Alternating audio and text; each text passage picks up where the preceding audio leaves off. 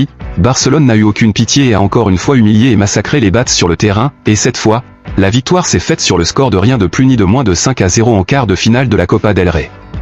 Pour ce match, notre entraîneur Hansi Flick a choisi d'utiliser Ferran Torres comme avant-centre titulaire, car le joueur a fait de bonnes apparitions ces derniers temps, et Hansi Flick n'a pas eu tort de décider de donner cette chance à notre requin.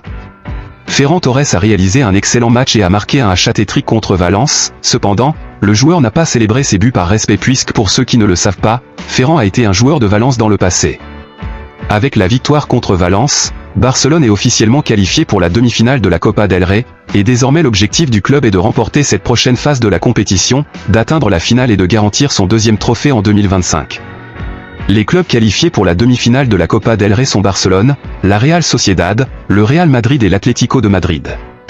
Les demi-finales se dérouleront en 2 matchs pour chaque club, car il s'agira de matchs aller-retour, et le tirage au sort aura lieu le 12 de ce mois. Beaucoup veulent que Barcelone affronte la Real Sociedad parce qu'ils considèrent que le club est le plus faible parmi les options, mais d'un autre côté, beaucoup préfèrent que Barcelone affronte le Real Madrid parce qu'ils veulent voir El Clasico en demi-finale. Et la minorité préfère que Barcelone affronte l'Atlético de Madrid puisque la dernière fois que les deux clubs se sont affrontés il y a quelques jours, Barcelone a malheureusement perdu. Nous pouvons avoir un El Clasico déjà en demi-finale, ou mieux encore, si Barcelone et le Real Madrid remportent les demi-finales, nous avons de grandes chances de voir El Clasico se produire dans une autre finale, et cela pourrait être la deuxième fois que les deux clubs s'affrontent en finale cette année, où il convient de rappeler que la dernière fois que Barcelone est sorti vainqueur et champion.